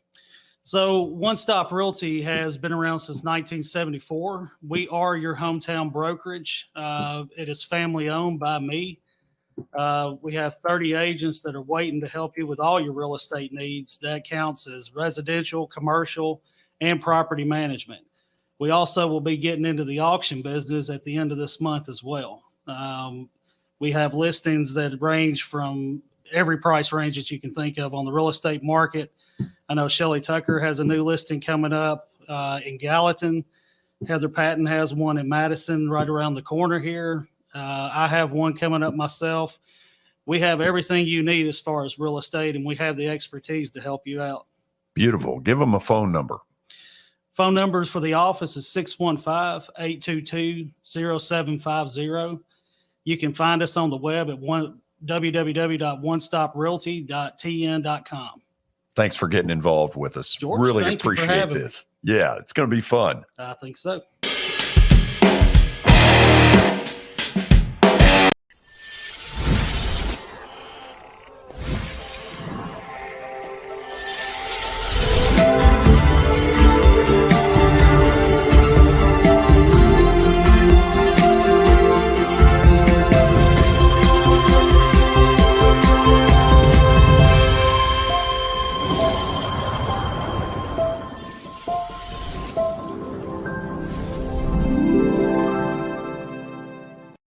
Have you heard about the high levels of radon in Middle Tennessee? Radon gas is the second leading cause of lung cancer, second only to smoking, and has no color, no taste, and no smell. The only way to know if you have radon is to test for it.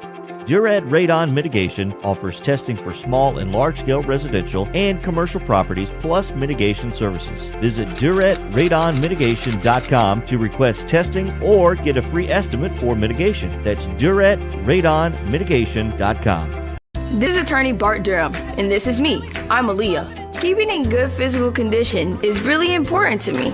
But when I had a wreck with a tractor trailer truck that hurt my legs so bad I couldn't work for almost a year, I knew I needed a lawyer that understood tractor trailer cases. So I called Bart. Bart gets millions of dollars for his clients every year. At Bar Durham Injury Law, we've handled hundreds of tractor trailer cases. My dad and I want to help. Give us a call at 615-242-9000. I've done sports. I've been a photographer. I've been an editor. I've been a producer. I've been a reporter. I've been an anchor. I mean, I've done every job you could possibly imagine this. And so sports was a way to have fun and be different. But then I realized community is where it's at, and community and local and doing places and going, seeing people. And, sports, you go to a stadium, everybody celebrates and they go their different ways. But community-wise, there's so much going on.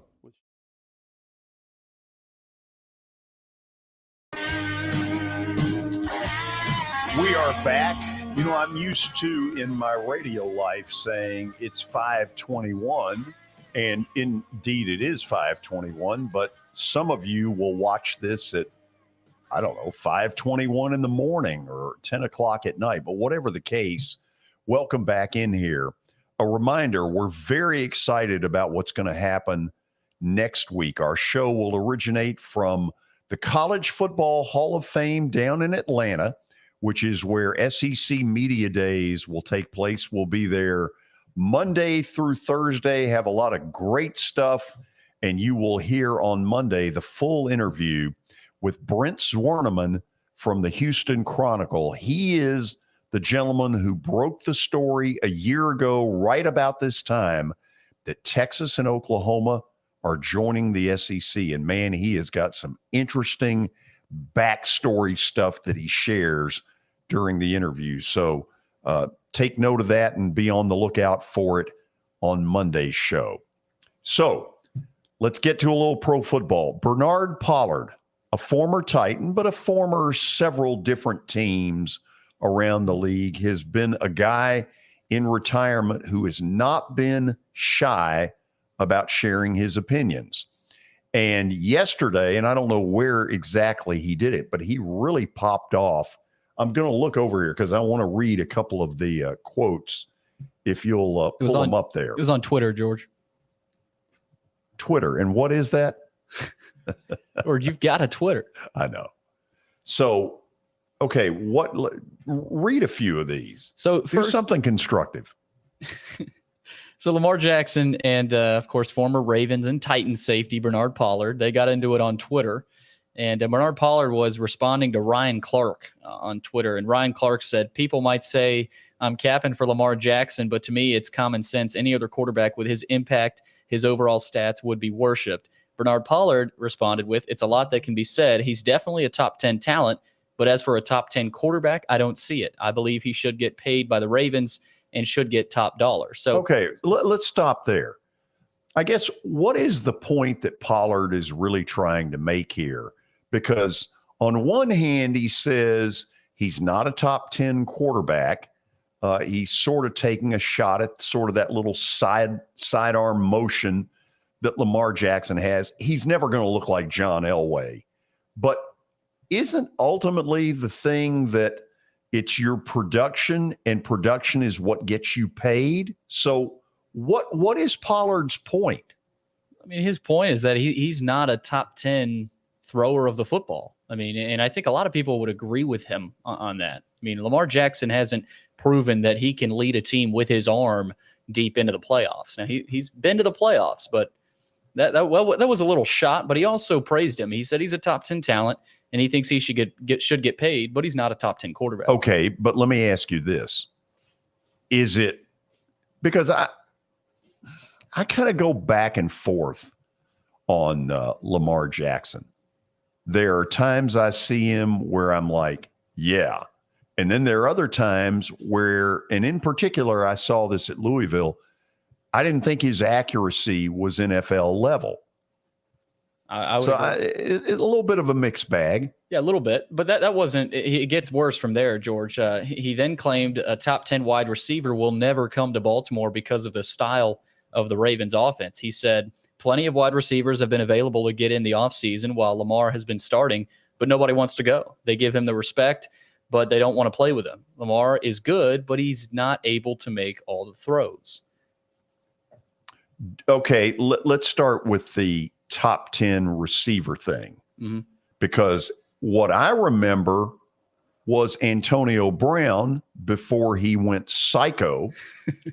Lamar Jackson was trying to get him there, was really pushing Baltimore's management to get him to go there.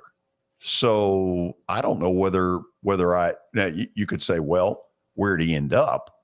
Mm-hmm. He ended up elsewhere, ended up in Tampa at the end.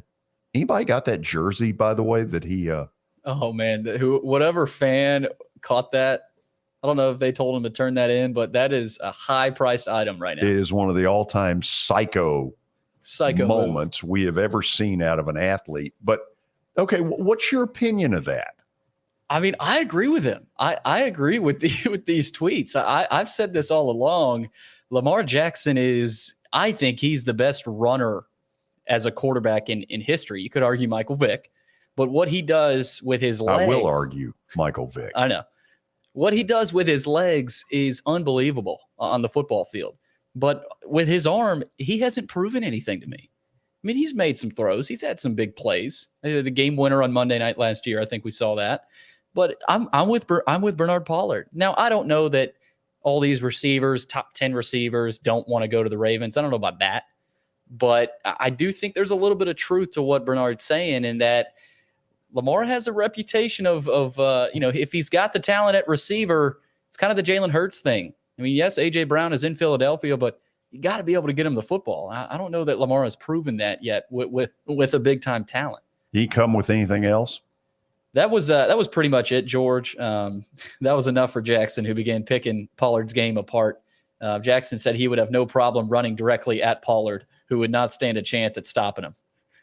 So that's what Lamar fired back with on Twitter. So that's what today's day and age players I think do. Lamar may be right about that. He definitely is right about that. Yeah. Okay, so we're looking for your text questions to the show. Mm-hmm. As we get our phone line stuff fixed up. And hopefully by the time we get back from Hotlanta, GA, the home of your world champion Atlanta Braves, we will have that taken care of. George, we've got one question from Tony on Facebook. He asks, Okay. When the Power Five eventually becomes super conferences, which it will definitely happen, will the NCAA start recognizing and having two national champions? You know, he has asked a terrific question here. First of all, I'm not convinced the NCAA, at the point that they get to the super conferences, let's say for argument's sake, there are two of them, SEC, Big Ten, each of them, I don't know, has got 25 or 30, as stupid as this is. By the way, how do you conduct a basketball tournament this way? I mean, does it take like 3 weeks? I mean, maybe April Madness? It's going to take a lot longer. You don't have to start in April. I guess my question is the NCAA even going to be a factor at that point?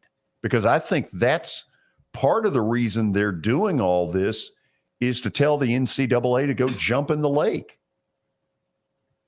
In particular, Mark Emmert, I think, is one they want that to have happen. That was a nice sound there. You know, this is live. Hold on a second. Are you losing it there? You just walked in front of the camera. Can we tolerate that?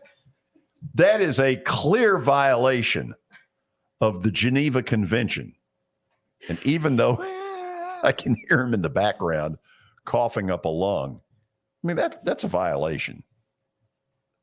We can't have that. I mean, you just have to sit over there and die. Let's get Billy back on and find out what precipitated that. George, I needed some water. Haven't drank enough water today. Let me say this. It was really a nice shot where you walked in front of the camera. Yeah, we can't hide your face anymore like that. No, wow. Here is one thing I do wonder about, though. Okay, so I brought up two schools in this area, MTSU and Memphis. At the moment, they're being left out of this party. They are not, according to whatever, Power 5. And yet both of them have had Power 5 moments. So is there a scenario in the future where there is a second national champion of, I don't know, whatever you want to call it, group of 5? What do you think? George, I just don't know if it, I mean, is the NCAA able to do that? I don't, is there enough money? I don't think the NCAA is going to have any control over it. But is there enough money in the group of 5? Is there enough revenue? Are there enough ratings to create something like that? Well, we don't know. Right now, we don't know. But let me ask you this. In an era, I mean, if you had said to me 25 years ago, there'll be 40 bowls, you'll see Sun Belt Conference games, you'll see Conference USA. They're all looking for content. Mm-hmm. They're all looking for you to sit on the couch and watch something. And in particular, as gambling gets more and more prevalent, they're just looking for games. Yeah. So do I think you could crown a second champion? I guess I'm leaning toward yes, you could. Yeah. So you're saying second champion at the group of 5 level. You're saying champion at the Power 5 level and then a champion at the group of 5 level. Here's what's a shame. The Power 5 don't give a damn about the fact that the group of 5 contribute as much as they do to the greatness of the NCAA basketball tournament. Agreed? Agreed. Okay. So what then of that? I mean, you're just telling them to take a hike because they're part of what makes that great. In particular, on the first weekend where sports fans love seeing David stomp on Goliath. Hopefully that doesn't hurt basketball in the future. Hopefully it doesn't. What else you got? George, we've got questions just rumbling in, firing in here, George. Paul on Facebook asks. Now, I want you to watch how this should be handled. George. Okay? When you have a problem, you do this. I've got my own too, George. You don't just sit there and go like that. That's not going to do it. It's not my first rodeo, George. I know. It appeared to be, though. That little move in front of the camera, that was first rodeo. We're going to look back in a year and look back at that and laugh at that. But George, that's if you make it that long. Oh my God. The hits keep coming. What's your take on the Braves being the world champions again? What does he mean by again? What do you think he means by again? He's acting like it. They've already repeated. No, he's saying world champions again as they were a year ago. Why is that so hard for you? Well, it feels like he's acting like they've already done it this year. Oh, no. I think you've misinterpreted Paul's question. So the possibility of them going back to back. What do you think about that, George? Well, first of all, I think a lot of it depends. They're good enough. And what is the road that really makes them good enough? It's get Mike Soroka back completely healthy. If he were to show, let's say from August 15th until the end of the year, that he's rock solid, healthy, and back to, let's say, 80% of what he was, they got as good a shot as anybody. Pitching's everything. Pitching is everything. Here's the thing. The Mets had a little stay of execution during this series because they won 2 out of 3 where a lot of people thought the Braves would steamroll. But the Mets pitching proved to be really good. So there is no guarantee that the Braves are going to win this division. I think to win a second world title, I think they got a lot better shot if they win the division. This one game play-in thing, that's a crapshoot The good news is, at least based on the standings right now, if the Braves get stuck in that, they would be at home. But yeah, I think, listen, I'm convinced they're good enough. Oh, me too. I mean, that's what it's all about, George. And I'll guarantee you in a minute, when we bring Brian on, he thinks so too. But let me take this a step further. Marcell Ozuna is just starting to hit. Adam Duvall, I think, will have a much better second half. And I think Acuna at some point is going to take off again. And then their lineup is going to be scary. That's what I believe. Let's bring Brian Stewart in, find out what he believes. Brian, how you doing? Doing fantastic, George. How are you and Billy today? We're doing good. Billy, Great. say hello. Brian, how you doing? Thanks for coming on. Doing great, man. Thanks for having me. Brian is the owner of One Stop Realty. He's also a Braves fan, but that's not what he's paying to be on here about. So talk to me a little bit about what's going on in the housing market and how you can help people. Well, I think everybody has seen that in the past couple of years, it has been it's been unprecedented seeing the number of people that have been moving into Middle Tennessee.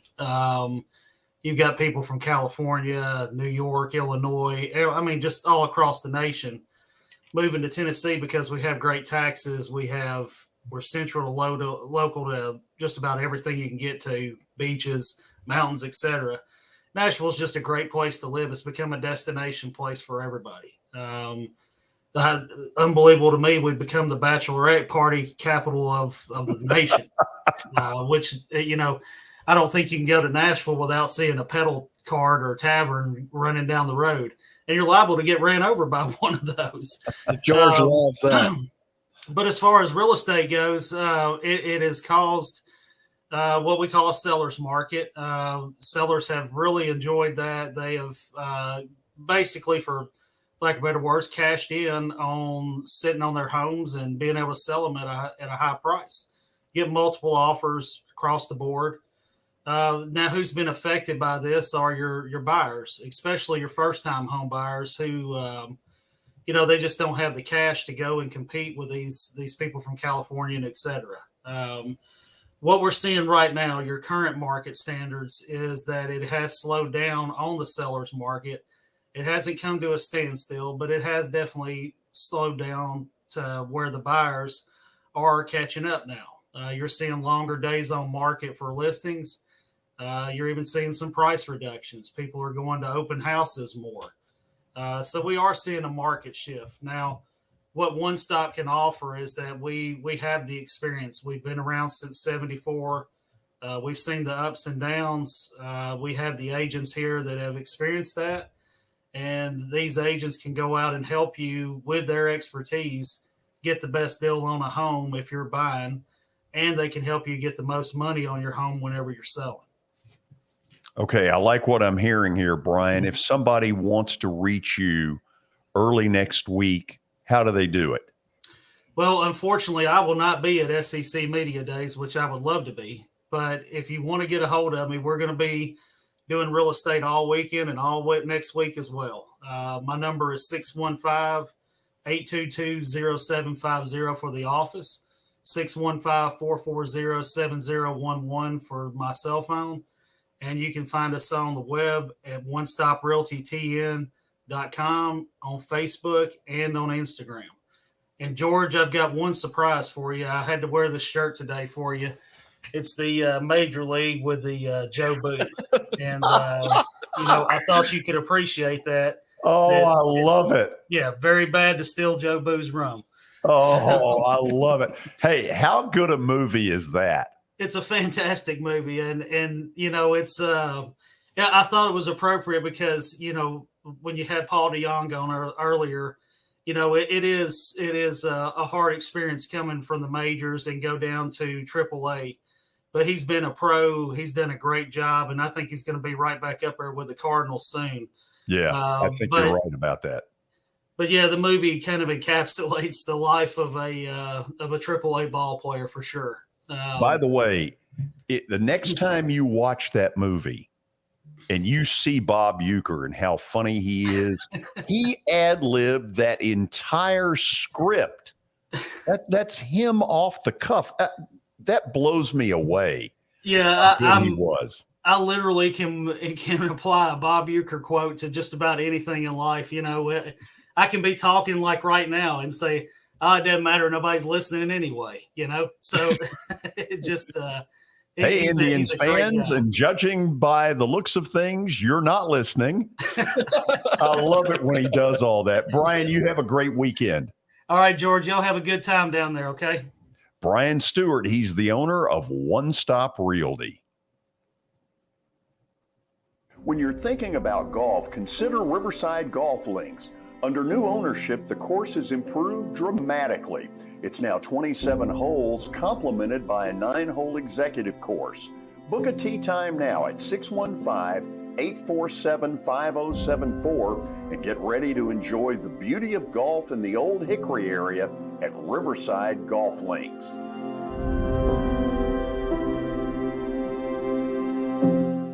This is attorney Bart Durham, and this is me. I'm Aaliyah. Keeping in good physical condition is really important to me. But when I had a wreck with a tractor trailer truck that hurt my legs so bad I couldn't work for almost a year, I knew I needed a lawyer that understood tractor trailer cases. So I called Bart.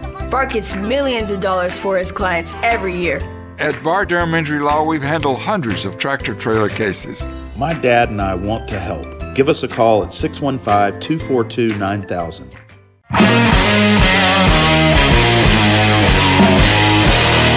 Tell me a little bit about your company. So One Stop Realty has been around since 1974. We are your hometown brokerage. It is family owned by me. We have 30 agents that are waiting to help you with all your real estate needs. That counts as residential, commercial, and property management. We also will be getting into the auction business at the end of this month as well. We have listings that range from every price range that you can think of on the real estate market. I know Shelly Tucker has a new listing coming up in Gallatin. Heather Patton has one in Madison right around the corner here. I have one coming up myself. We have everything you need as far as real estate, and we have the expertise to help you out. Beautiful. Give them a phone number. Phone numbers for the office is 615-822-0750. You can find us on the web at www.onestoprealty.tn.com. Thanks for getting involved with us. George, really thank you for appreciate having this. Yeah, it's going to be fun. I think so.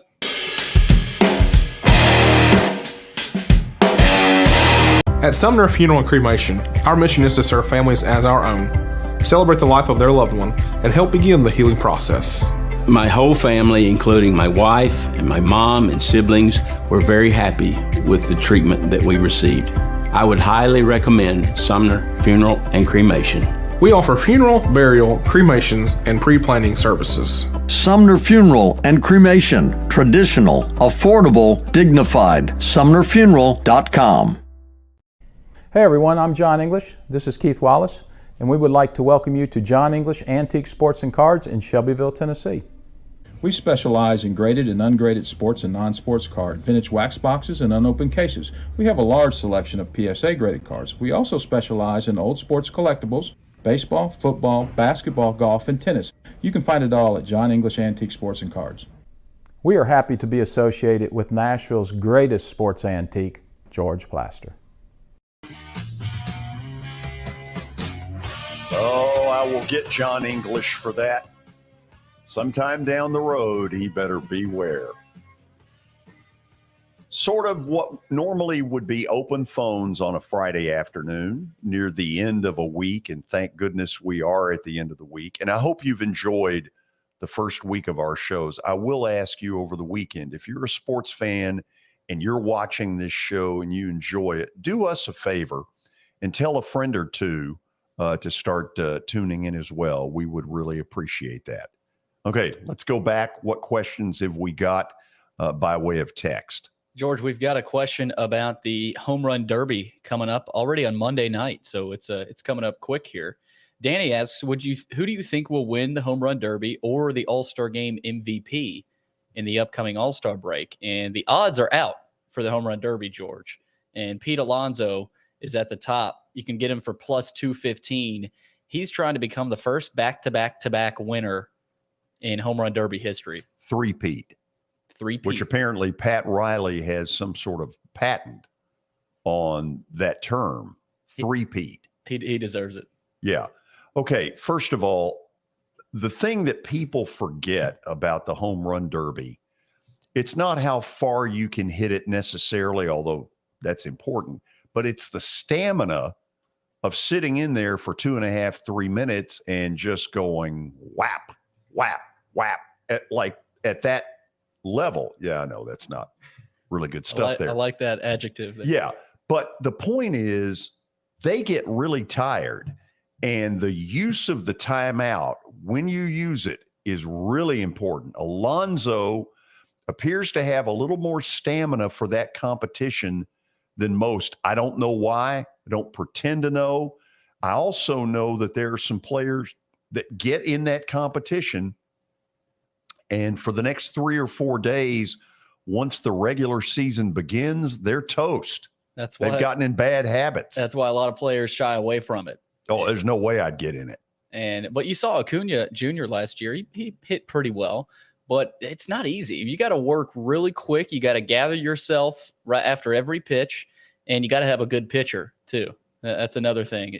That's a big key. You got to have a guy you're comfortable with and a guy that can throw you strikes and consistent strikes. We've seen pitchers struggle, and it's kind of hard to watch when you got a pitcher up there that can't throw strikes. You feel bad for the hitter. Okay, I'm going to ask a dumb question. On these betting sites, can you bet the odds? Yeah. I'm not sure. I don't think every place. I know FanDuel definitely does have home run derby odds. But Albert at plus 1,600 is worth a shot. Really? Oh, absolutely. Yeah, I'd take a shot just as a long shot. Here's the other thing. Dodger Stadium, 5:30 at night. Ball's going to be flying. Well, maybe it is, maybe it isn't. At night, they have real trouble at Dodger Stadium getting a ball out of there. Daytime, better, but it's a tough park. Yeah, tough park. But Pete Alonso, that's crazy. Plus 215. But I look at Juan Soto. He's plus 600. Juan Soto is as good a hitter as there is in baseball. Nobody gets him out. I mean, he just mashes the baseball. He is a stud in a sea of mediocrity. The Nats are really bad. Braves held on last night. Yeah, they need that. This would be a nice weekend to take 4 in a row because the Mets are likely to do very well at Wrigley against the Cubs. Unfortunately. George, we're going back to the Braves, big baseball. I like that hour here.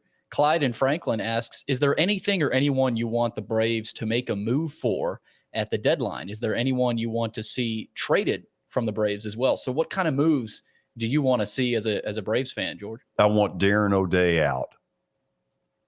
Darren O'Day's, he's had a great career, but I thought Jeff Francoeur hit it very well on the air in a telecast that he no longer has enough velocity to get that Frisbee thing he's throwing. Too many times it's long ball because he's not fooling anybody. He just doesn't have enough on the fastball anymore to be an effective major league pitcher. And I don't think the Braves can continue to put him into high-stress scenarios. He was in one a few nights ago and gave up a bomb when they were down 2-1, it was against the Mets. They were down 2-1, needed a hold-em inning, brought him in, and the first batter hits a homer. Darren O'Day out. Who comes in, though? Who anybody. You'll take anybody for Darren O'Day? Look, I would DFA Darren O'Day. Wow. That's a rhyme. DFA. Darren O'Day. Yeah. Tyler Matzik, they're just starting to work him back in. That's going to be a very good addition to their bullpen. It's going to be a strength. Remember, they're doing this in the first half of the season. Luke Jackson is out for the year. Tyler Matzik has been out for quite a bit of the season. I think this all comes down to Mike Soroka. If Soroka is back to what he had been, or let's say 80% of it, if he's able to make it back and they're able to make the decision that they don't have to go trade for a pitcher at the deadline, I think that's going to be big. I also do not understand whatsoever the move to get Robinson Cano. To me, Robinson Cano is washed up. Yeah, if he weren't, he'd be a Padre. If he weren't, he'd be a Met. This is not a ringing endorsement of Orlando Arcia, who I've never been a big fan of. That they need to get Albies back as quick as possible. They got to get healthy. That's the biggest thing. You can say that about a lot of teams. True. Ian Anderson tonight for the Braves. He's had a spotty year. He's been pretty good at times, and then there have been times where he gets bogged down in huge first and second inning pitch counts that get him in a lot of trouble. So the Braves, they'll finish up against the Nationals. Max Fried will go tomorrow. So no others? No other questions? Yeah. Not officially, George. I can what do you mean officially? I can try to keep looking. What the hell does that mean officially? There either are or there are not. I mean, I can try to go back and find some. Oh, here we go, George. College football. Quickly. Andy in Clarksville. If the college football playoff expands, what is your ideal number of teams that can make it? Well, I think I would start by expanding to 6. And that way all of your conference champions, I think I'm right, all your conference champions in this thing would get in. Correct. If there's 8? 6. Oh, 6. Okay. Then yeah. And I would also in that allow to make sure that one Central Florida type gets in every year. I like that. I like that. Do you think it's more likely they go to 6 or to 8? Probably 8. I don't really understand quite what went on. I was surprised when the recommendation came out to go to 12 teams. I thought that was way too quick, way too big. To me, 6 or 8 is the next move as you kind of tear the thing up. Yeah, if 12 is a number they want to reach potentially, it feels like 8 would be a better kind of barometer of feeling how that goes. You go 4, 8, and then 12 maybe down the road. I also would throw out one other thing. I don't know why the college football playoff system cannot use enough brain power to stay away from New Year's Eve. That's stupid. Yeah, I don't like that. I mean, you know that there's going to be a big drop-off in your TV number as people get out and have their New Year's Eve parties. I just don't get why that's such a hard concept. It's almost like they want to challenge college football fans, how dedicated they are. Yeah, I'm sorry. You're not going to win that battle. You want to go out and party or stay dedicated and watch your team. So that's an interesting debate. Okay. Big moment coming up on the show as we end the first week. We are 2-2 right now on Plaster Bet of the Day. I would like to get over 500. We will reveal our pick when we come back. This is the George Plaster Show on Main Street Media Television.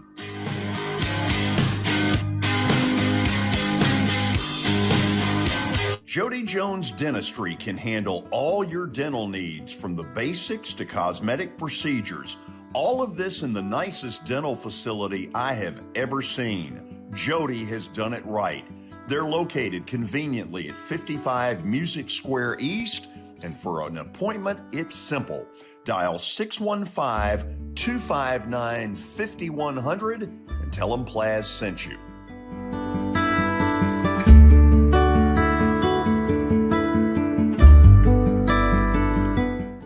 When you're thinking about golf, consider Riverside Golf Links.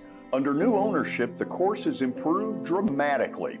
It's now 27 holes, complemented by a 9-hole executive course. Book a tee time now at 615-847-5074 and get ready to enjoy the beauty of golf in the Old Hickory area at Riverside Golf Links.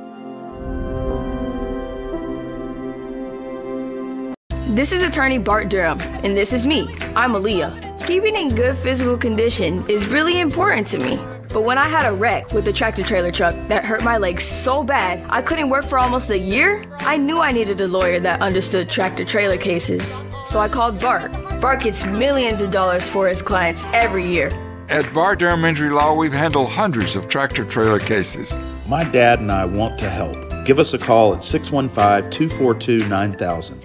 I highly recommend Sumner Funeral and Cremation because of their caring nature and attentiveness to detail. Pre-planning your funeral now will bring you peace of mind and less stress to your loved ones. When the chaos of losing you happens, your family can honor and celebrate your life, knowing things are happening just as you wanted them to. Pre-planning determines the details of your funeral, cemetery services, and can be less expensive. We are honored to serve you and are always here for you in your time of need. Sumner Funeral and Cremation. Traditional, affordable, dignified. SumnerFuneral.com.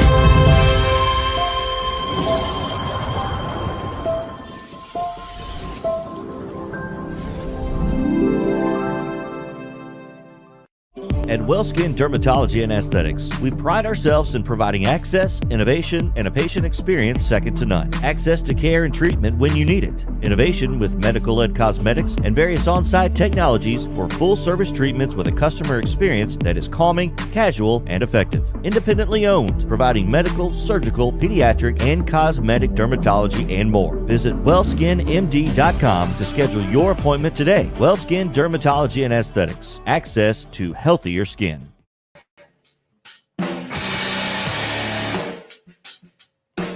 So this is the final moment of week number 1, and there will be a week number 2 of this show as we head to Hotlanta, GA, College Football Hall of Fame for SEC Media Days. We are very excited about that.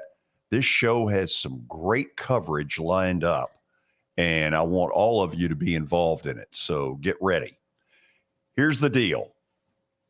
Plaster bet of the day. I'm 2-2 for the week.